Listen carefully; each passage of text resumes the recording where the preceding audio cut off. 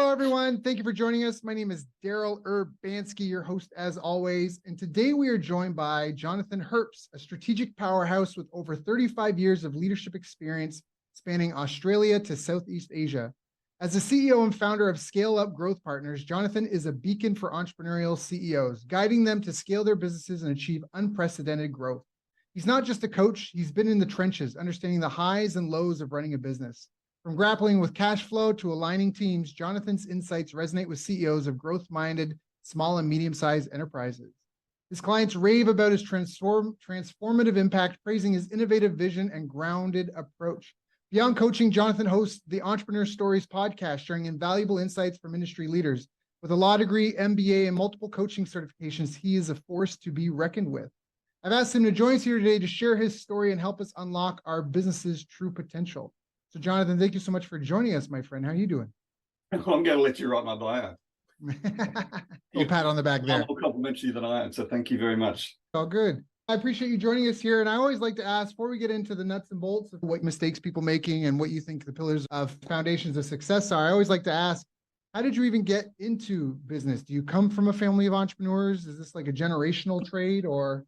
Look, it's a bit of both. My father was an entrepreneur, a property investor in his own right, but always a single man band.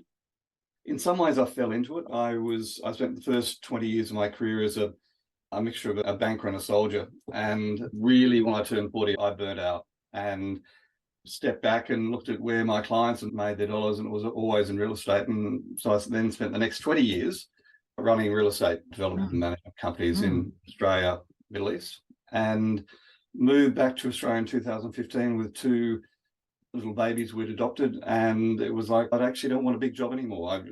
I fell into the concept, into coaching and coaching CEOs. And I've been doing that since 2017. Yeah, I think real estate, I won't pretend to be a real estate guru, but I've spoken to enough people with the show, and it sounds like real estate is actually the real estate business is very transferable to business, because just the buying and selling of a rental property is almost like buying and selling a business in a lot of respects, in terms of due diligence, how it operates as a service, essentially, when it's a rental property. And so there's a lot, even legally, a lot of that transfers over to the business world. Would you agree with that, or? Yeah, no, absolutely. And the other thing about real estate, if you're a mum dad investor, phenomenal. But if you're running a real estate business, it is a business. I've run in my company's teams from 12 up to 3,000. Yeah, they're serious businesses. Yeah, fair enough. Yeah, 3,000. You must not like sleep. So what were some of the greatest challenges in your business career, and how did you overcome them? Look, I think boredom is one of the key ones for me. I know that sounds an interesting way to start. And it's interesting with founders that they tend to be the same in my experience. So understanding what my unique ability is, that's a term I get from a guy called Dan Sullivan, who runs strategic coaching. Yeah. And Toronto, Dan was, Canada. Yeah, Dan was my coach for a number of years. And so understanding my unique ability, what am I really good at, and what do I love doing, and then focusing myself there and surrounding myself with other people who have different unique abilities. And given we're on a podcast, and as an example of that, we've just hit number 102 interviews on my podcast with CEOs. And yeah, the only thing I do is do the interview. Everything else is outsourced, because I know if I left it to me, it probably wouldn't happen.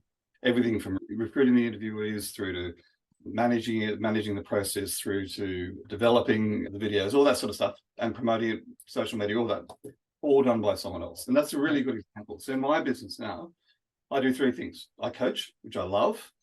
I develop, similar to you, really actionable one-page tools, and I interview on the podcast. And my team do absolutely everything else. Got it. I love that. I'm a writer downer, so I'm listening. Yes, so am I. Yeah. So you coach, you develop IP, which typically is your actionable one-page tools, and then you do interviews. Yeah, and everything else is done by my team. Yeah, I love that. One of my favorite mentors, Ken McCarthy, the godfather of internet marketing, he used to say, delegate as much as you can so you're calling the shots, analyzing the stats, and copywriting. And I've updated that to be like delegate/automate everything that you can. So you're analyzing calling the shots, analyzing the stats, and communicating, because you got to communicate with your staff, vendors, customers, but all the time you need to be constantly communicating with other people. And I think that's It's really, yeah, I love that. Yeah. I love that outlook. I think, sorry, I didn't miss one. The other thing is generating content. So if you were to look at my, and I think this is where we hooked up, if you look at my LinkedIn profile, I'm posting every day and it's content focused on my perfect future client, CEO, founder. And that's the fourth thing. And they're all areas I love. I love that. I love that. Well, that's almost like Ikigai, that Japanese concept of finding what you're good at, what you're passionate about, and what you can get paid for. Yeah. And making that, Yeah. making your life all about that nonstop, 24/7. I think that's a fantastic way to do it. So now, what would you recommend to someone who's maybe starting out and struggling in business in general? Like they know they've got an idea, they've got a vision of having a business of some sort. What do you recommend they do? The first thing I think I'd do is I would start looking for people like you and people like me. I talk a lot about, in fact, I think I posted a blog on it last week on virtual mentors. And particularly coming out of COVID, I used to travel to the States for 3 weeks a year and go to all the business conferences and business learnings and everything else. And of course, we couldn't do that. So I have put together this group of virtual mentors. They're people like Dan Sullivan that I mentioned, people like you, people like Simon Sinek, who wrote a book called The Power of Why. People, if you look at your website and the characteristics of successful businesses and founders, and if you look at my blogs on how to be a CEO, how to be a startup CEO, I wrote something on that about a week or so ago. So find some virtual mentors and follow them. And people who, and the way you, and there are so many different ways of doing it. TEDx talks, YouTube, Spotify, Apple Podcasts. They can be ebooks, they can be blogs, etc. But go and look for virtual mentors that you can learn from, because there's so much out there. The other interesting thing I've only recently discovered is that the power of, I find LinkedIn is a critical part of me communicating what I do. And I've recently discovered that LinkedIn, I'm a bit late to the party in some ways, but LinkedIn classifies people as top thought leaders in their area. And you can go and search for that. And it's fascinating when you go and find these people who've got 100,000 followers and the lessons you can learn from them just by looking at what they do. I've got 3 things that I talk about. One is R&D, rip off and duplicate, but always give accreditation where you get it from.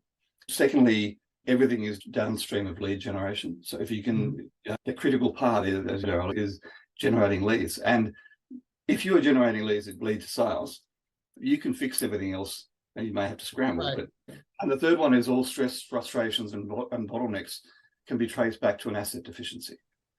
So when I say building IP, writing every day, that's about building assets, which some people have asked me to build a course around my stuff. I'm not sure that I'll do that. One day, you never know. I love that. So R&D, so virtual mentors, R&D, everything is downstream of lead generation, and all stress, frustrations, and bottlenecks can be traced back to an asset deficiency. I'm looking down because I've got 4 post-it notes attached. I agree with that, because a lot of people suffer because they are missing a process in place, or the process is broken, or they don't have a person in place, or it's processes and people. Essentially, it's your point about automation. Right. Automation. So one of the things I've learned, it's a hard lesson that's been learned. Some rules are written in blood. You really have to make sure it works before you automate it. Otherwise, all you garbage in, garbage out. So you can automate a lot of things. It doesn't mean it's going to make you any more successful. And it can actually cause way more problems. That is absolutely true. But yeah, crawl, walk, run. And yeah, I think that's a really important one. But I love, and when you talked about finding a virtual mentor, you then went on to talk about books and podcasts and TED Talks. I almost wanted to interrupt because I think there's a place and time, and obviously we've all gone through those. But I love that you talked about a virtual mentor, because we have 2 people that are trying to win a gold medal. They both want to go to the Olympics, win a gold medal. And one guy, or they're guys, whatever. And one guy's in a garage with a buddy, and they've got all these tapes, cassettes, books, TED Talks, YouTube videos, and they're going to figure it out.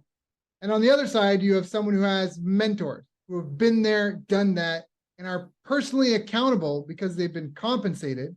They've been paid money. There's often that bartering. Hey, I'll do you a favor, you do me a favor, but then there's no accountability. When you pay someone money, I am paying you money for this result. When you get a mentor, there's money that's been put to get something done.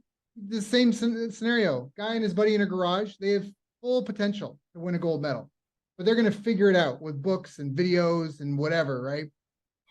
Hodgepodge it together, so to speak, cobble it together. That was the word I was looking for. And you've got the other one that has like a board of virtual mentors. People have been there and done that and will be there to guide the process. And who's going to get there? They both could get there. Who's going to get there with less heartache, less setback, less injury? And I just thought that was look, great. you're spot on. There's a story, I forgot his name. He co-wrote a book called 10x is easier than 2x. And he talked about his son, and his son was a very good tennis player.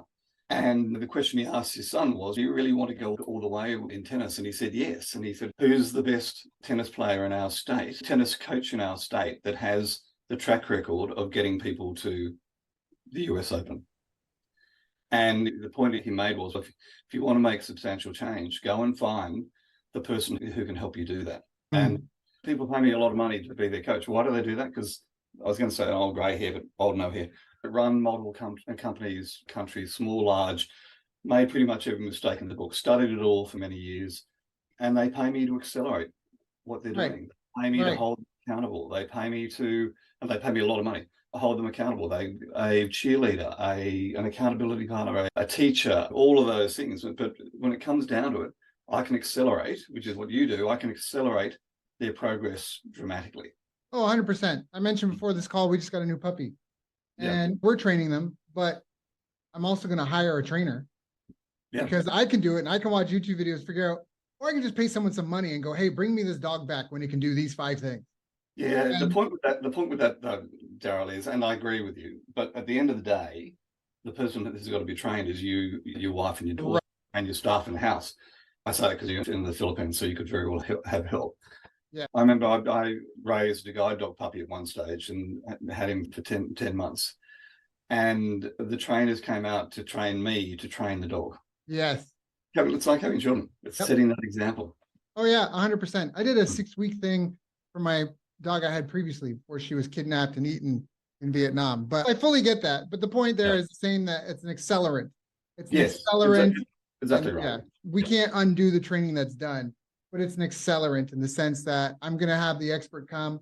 He's going to help make sure that one, like you said, the family's going to be trained, our helpers are going to be trained, and then also that the dog is trained. And that's what he comes in to do versus us hobbling through it together. Some of us getting ahead of others and some of us falling back. We're all going to achieve a certain benchmark in less time, with less heartache, less effort, and just get on with our lives and enjoy having this beautiful little. Agreed. Agreed. And that comes back to that.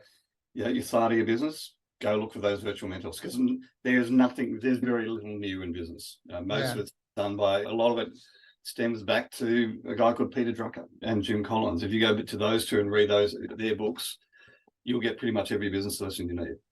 I love that. So what are what specific skills or behaviors do you believe are important to improve and develop? I think in my practice, I coach 3 things. I coach CEOs and founders. So I coach them personally. I coach them in leadership, and then I coach them and their leadership teams in actually growing the business. One of the things about founders is it's one of those interesting things. It's the shiny object syndrome. As an entrepreneur, and you tend to follow that new thing. So one of the things I look at very quickly once making sure we've got the revenue in place is a lot of the time put a chief of staff or a chief operating officer in place so that the founder can be the visionary and they've got someone who can make it all happen behind them. So it's getting the founder to understand what is their unique ability, what is it that they're good at, and then how do we then retrofit behind them a leadership team to actually fill in all those gaps. It's the thing about founders, they're all immersed in the business, and how often do people sell the business or retire and die within a couple of years because they've got nothing else in their life? Coaching it's making sure that I coach on the basis we're building a self-managing company that can work without the founder if they choose. Yeah. It's about getting the founder in a position they can take 3 months off and actually taking 3 months off, and the business just keeps powering without them. Yep. Yeah. It's about coaching them as a leader. Many founders, when they're growing the business, you start by doing everything. The critical thing about growing a business, and it's fascinating, the numbers are, in America, Mexico, Europe, and Australia, only 0.4% of companies get over $1 million in revenue. That's a staggering number if you think. So the critical part, and it's all about how many staff you have. because staff add complexity. So you need to learn how to be a leader to manage your team. And part of that is knowing when to actually grow the team.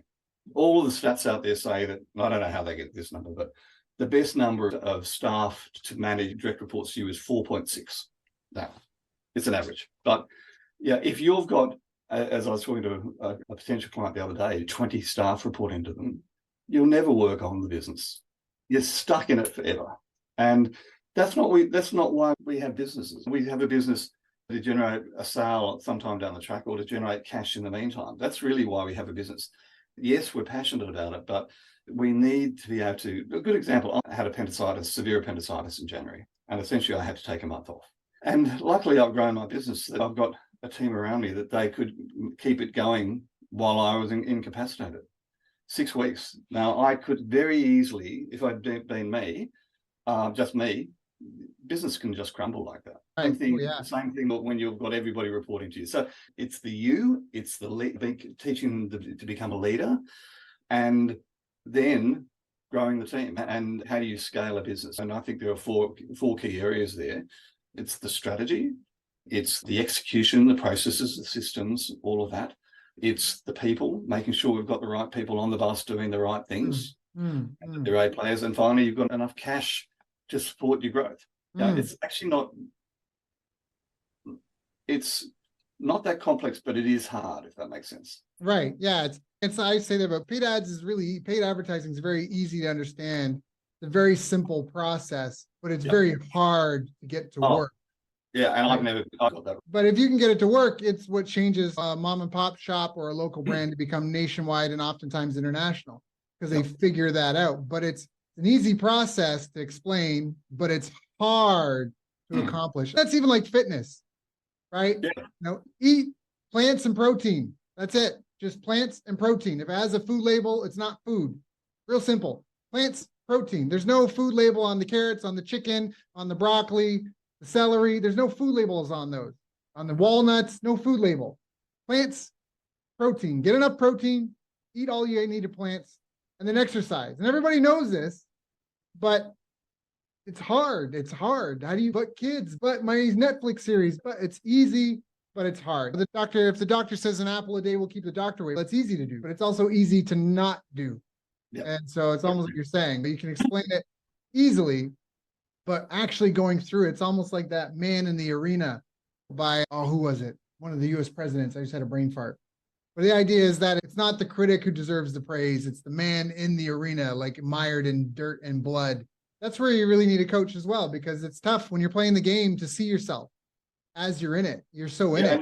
Absolutely. And look, I'll give you another interesting example, because I know you've got, how old is it your daughter? Yes, she'll be 5, but she acts like she's 16. So is she? I've got a 9-year-old daughter. You have no idea what you've got coming at you.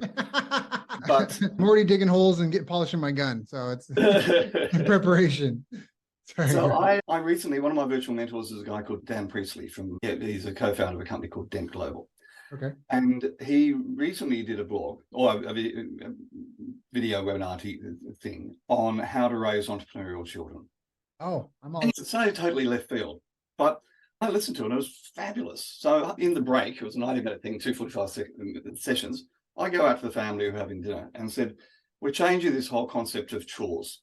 You guys aren't going to get paid. My kid's 9. You're not going to get paid for doing chores because that's just part of being a family. We expect you live in the house, you're going to do certain things. Help out. Not paying you for that. But I'll tell you what I am going to do, because my son is not a reader. Here's what I'm going to do. I'm going to give you dollars for pages. So dollars for pages read. Anyway, by the time I went back, listened to the other 45 minutes and came out, he's got a book and he's reading a book. And that's for parents out there. And if you think about this from an incentive program, incentive focus for businesses, incentivize the people. Yeah. Based on your expectations. So for my son, Doug, I haven't actually given him any cash yet. He came out last night with his pile of David Walliams books. He's read 6 David Walliams books. But what we do now, every Saturday morning, my wife goes to yoga, me and the kids, we go into town, we go to the bookshop. They choose a new book because they generally read a book every week now, which is just extraordinary. We then go breakfast with Dad, pancakes at their favourite coffee shop, and they have quality time with Dad. They have pancakes, get a new book, and it's totally changed the way the way they think and the way they act Love in that. such a positive way. I love But that. then I've got a blog coming out next week on this. Then how do we translate that into business? Incentive programs that actually work for the people and potentially individualized. I love that. Yeah, talking about incentives. For example, one of my clients I'm partnering with, they're getting a phone team set up here. And it took me some arguing with the CEO, but I was like, let them go home early. If they hit the quota, let them go home early. Pay them for a full day, let them go home early. That's how FedEx was able to do the anywhere in the world overnight. They said to everybody, hey, you can go home once the plane's unloaded and the trucks are full. Once you get all the packages delivered, you can go home. I'll pay you for a full day. Because before they were hanging out because I got to be here till 3. So whatever, Yeah. I'm gonna sit and have a late, long lunch. And hey, I get to finish up, go home. Talk about entrepreneurship and kids. I don't mean to brag, but I think I'm doing flipping fantastic with this. My daughter's 4. She has her own store called Made by Malaya. She's already made $300 selling items from around 20 cents, 25 cents to $2. So I like trying to teach my daughter things like gardening. I got my daughter into gardening because I feel like there's so many life lessons through that. You have to prepare, you have to plant the seed, you have to nurture it. It takes time, timing, right? Parasites. I feel like there's so many lessons from that. And one of the things I bought was a rock polisher. You throw in a bunch of ugly rocks, some sand and water and that, and it just tumbles for days and makes a lot of noise in your living room. But after you pull out these beautiful polished gemstones, I liked it just to show the idea of polishing an idea that you might have someone you want to be or something you want to be good at, but over time, it starts off rough, but over time, it becomes this beautiful thing. And her mom loved these gemstones. I said, by the way, did you know you can make jewelry out of these? I got them a little kit with epoxy and some glue and stuff. And they started making necklaces and earrings out of these things. And my daughter's private school has an annual fair every year. And I was talking to my wife and saying, we should maybe get Malaya a booth at the fair. She's 4, but just as the experience. So my children have just got home from school. Oh, hi, kids. That's Sarah. Hello. Hi, Sarah. Hi.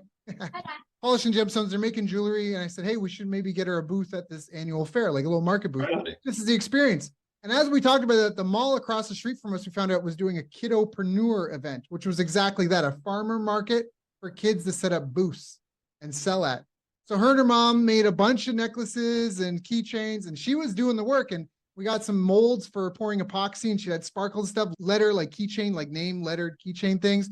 And she almost sold. It was good that not all of it was dried on the first day because we sold out like in the first 2-3 hours. And now we got her little online store. And now when she's talking about stuff, we're like, how many keychains do you need to sell to get that? And she's all excited. She's got a little cart. She's so excited for the actual fair at her school coming up. And she's like practicing, like she'll walk around the aisle and come around and be like, hi, welcome to Made by Malaya. Everything's made by me, Malaya. You see anything you like? How about this? It matches your shirt. How about this? It looks good with your shoes. Hey, I like your earrings. How about this? This might look good on you too. Like she was practicing in our living room, going around. Can we practice again? Push your little cart. Hi, welcome to Made by Malaya, where everything's made by me, Malaya. This little 4-year-old girl. It's absolutely fabulous. And those life lessons will stick with her forever. Oh, yeah.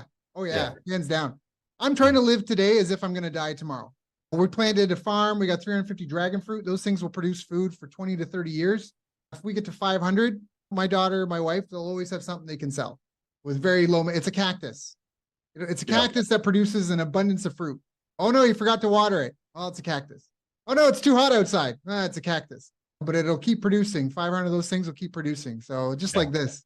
So it's such a great... It's interesting you asked me, how do I get into coaching? I was misdiagnosed about 10 years ago with a lung issue that I was told I'd had 3 to 5 years to live. Wow. And it really focuses your mind. You've just seen my daughter come in. If you try and get me before 9:30 in the morning, you'll never get me. Because I get up, I have breakfast with them, get them dressed, I drive them to school, make them lunches, drive them to school, I then go for a walk.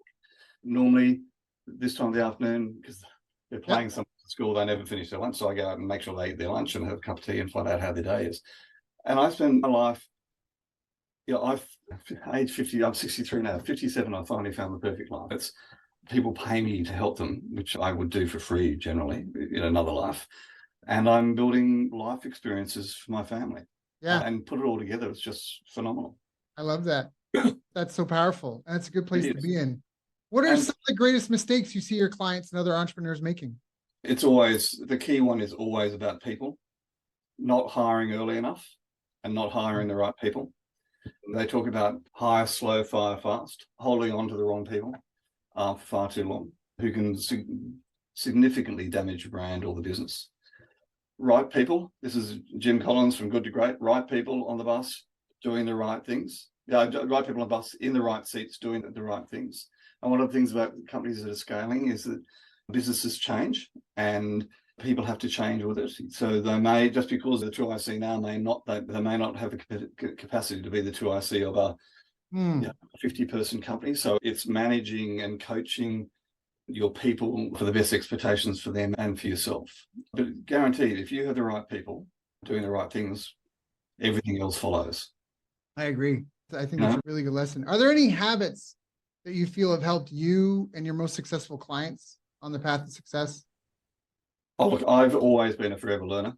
I'm always looking at the virtual mentors. I'm always looking for that extra bit. There's books upon books. A lot of it's about rhythm, getting the right rhythm in place.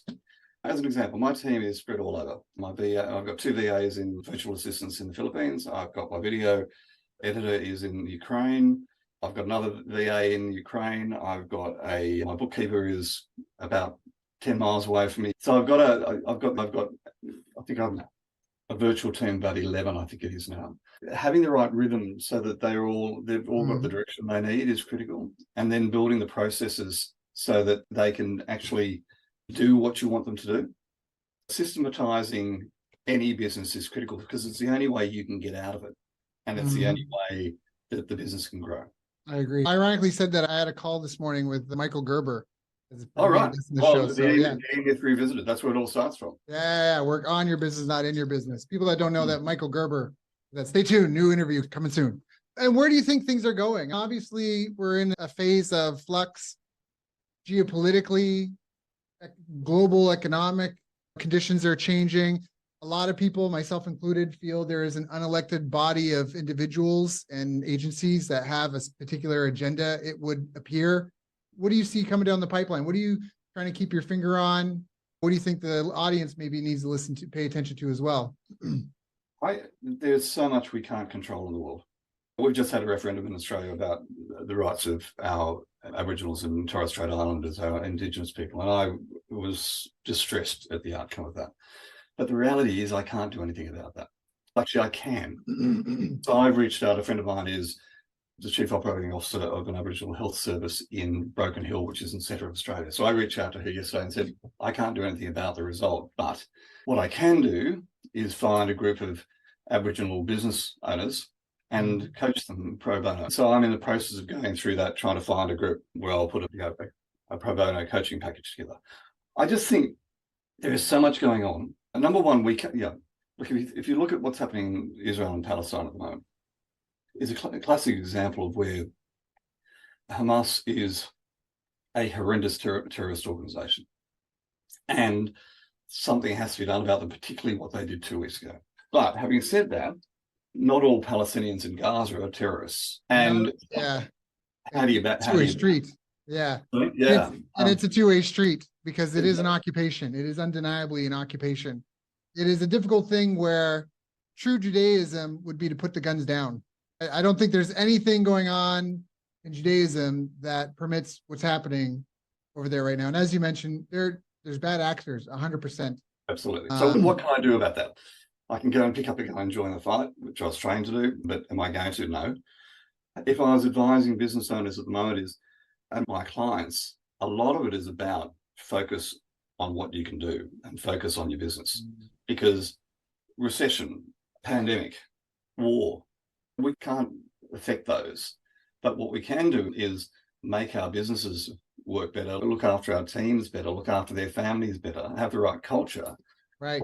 And do your little bit. I've got one of the things I have in my business is the 1% pledge. 1% of our time, 1% of our revenues, we donate. I love that. So interesting enough, that 1% pledge works really well with this looking for Aboriginal corporations that I can help. I love that. I love that a lot. I don't know if I mentioned or not, but in 2020, when everybody was arguing about the science, the man that raised me worked in applied physics and geology, and I've helped businesses make a couple million, a couple 100,000, but I've also had clients almost go bankrupt. I had one client, we took her business from 1 0.3 to 2.7 million. And the IRS almost took her out because her accounting for around $1 million wasn't enough for a couple. And for me, it was like, oh, there's more to it than just marketing and sales. And so and this is years ago, but then when the pandemic hit and everyone was arguing about the science, it made me stop and think, well, what does the science have to say about business success? I think I know. I have some ideas. What does the research say? And I hired 10 assistants to help me go through 50 plus years of academic literature, all the studies we get our hands on, hundreds of thousands of studies. And we mapped out all the factors these studies said they proved. And then what we did is we tried to look at the signal to noise, the most common factors. And we found 8 critical success factors or categories. And they were self-efficacy, market intelligence, strategic planning, marketing strategy, sales strategy and skills, money management, business operations, and business intelligence. And everything fits under those, from cybersecurity to meeting rhythms to hiring plans, legal compliance, your Twitter profile, your social media marketing plan.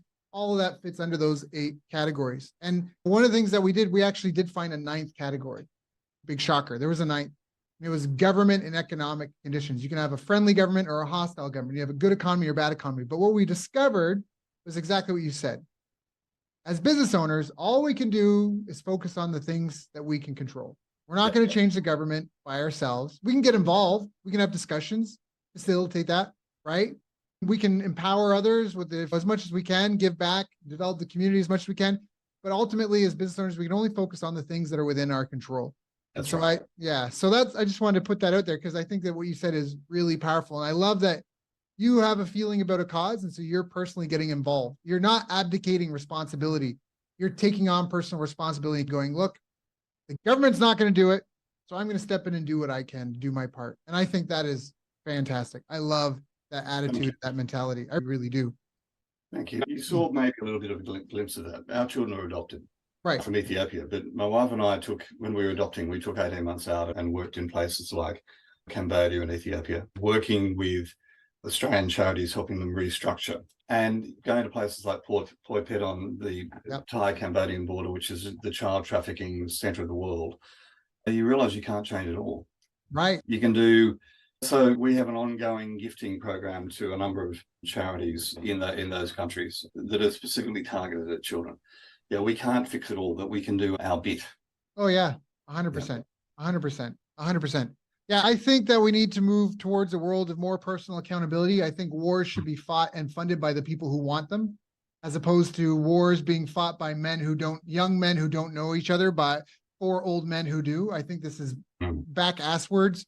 It should be funded and fought by the people who want them. And we need to come back to the values of meritocracies and personal accountabilities and get rid of these victim mindsets and the pandering to everybody. I think we need to ensure that we get rid of systemic racism and that as best as we can. But the free market's the best system that we've had because markets are unknown and unknowable.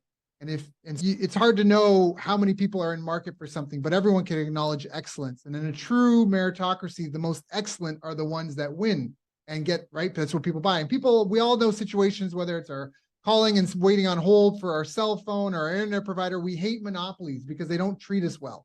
They become these massive conglomerates that just betray us and not either betray us or they're just so slow and inefficient. We need as small as government as we need. Politicians, once upon a time in a galaxy far away, back in the age of Star Wars, the most evil thing in the galaxy was still a politician.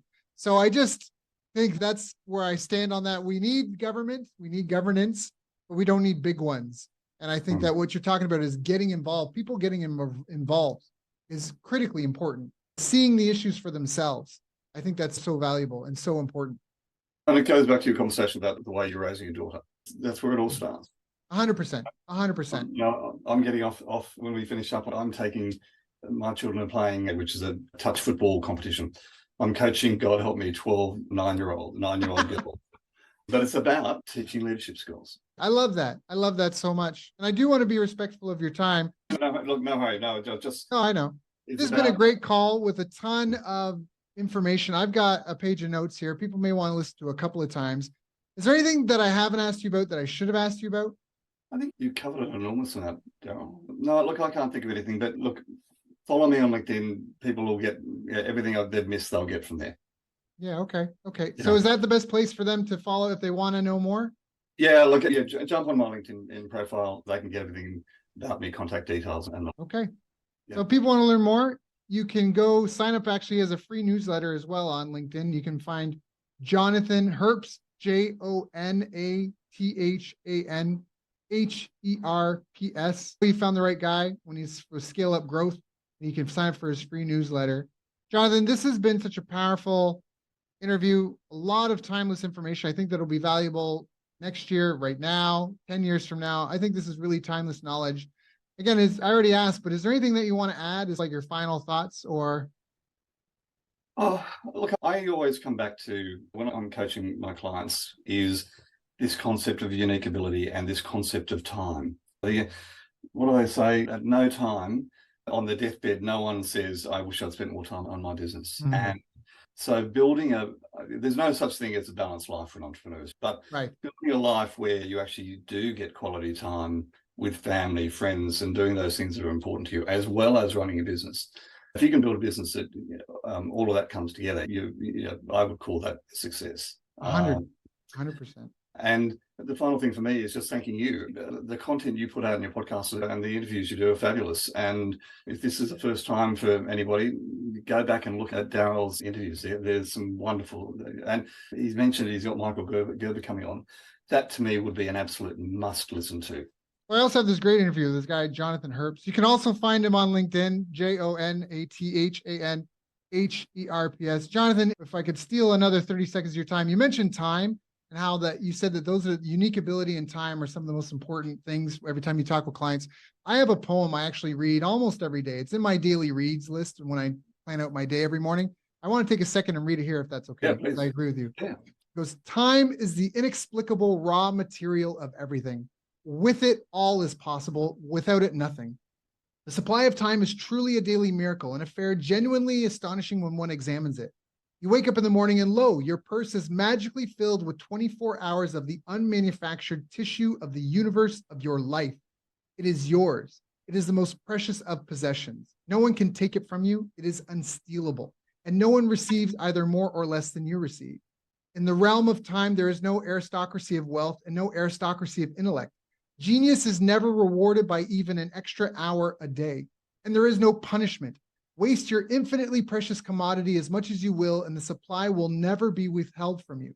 Moreover, you cannot draw on the future. It is impossible to get into debt. You can only waste the passing moment. You cannot waste tomorrow. It is kept for you. You cannot waste the next hour. It is kept for you. I have said the affair was a miracle, is it not?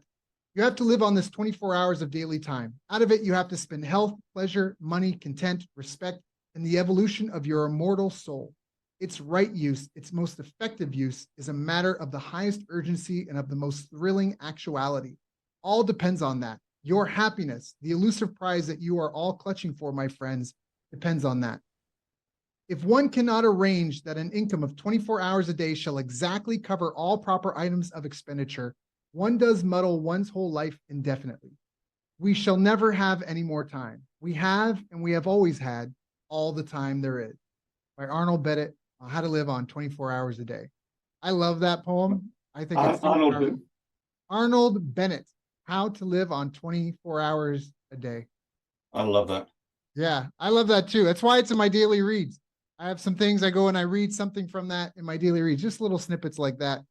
But again, fabulous. And it's interesting when you say, so I have got another. No, you're good. You're good. My podcast. So I interview founders and CEOs of scaling businesses, and I have 9 questions. So it's aimed to be a 30-minute podcast based on around 9 questions. And one of the questions, and look, there's some, I have to say, there's some really good questions in it. Like when you think of the word successful, who comes to mind and why is just fabulous when you get 100 versions of that. But the one thing they all say is their greatest learning. One is persistence, not walking away. But the big thing is, if you're thinking about starting a company, do it now. Don't wait. There's never a perfect time. Right. You're better to get on with it. 100%. Totally related to the time thing. 100%. It's never going to be the right time to have kids. It's never going to be the right time to start that business. It's never going to be the right time to get that dog you want to do. It's never going to be the right time. Never going to be the right time. You just have to manage your time as best you can, move forward and adjust. And I think what you said as well, like you've set boundaries. And I think that is critically important. And necessity is the mother of innovation. And so by respecting, having some sort of semblance of work-life balance and not what am I trying to say? Not giving in. That's not the word I want to say, but not like having boundaries, firm boundaries, and no exceptions that can force innovation and force the life that you want to have. And we're all going to die anyways. Yeah. So enjoy the time we got while we're there. Design the life how you want it. Jonathan, this was such an honor and a pleasure. Again, people may want to listen to this more than once to make sure they got all the goods. If you haven't, go check him out on LinkedIn, Jonathan Herps. Sign up for his free newsletter. Jonathan, thank you again so much, knowing that you do have boundaries, you do have your own following, you do have your kids, you do have your own clients. Thank you for coming and sharing with my audience and I. We can all do a little bit better. Daryl, thanks so much for the invitation. I've enjoyed it and also it says a lot.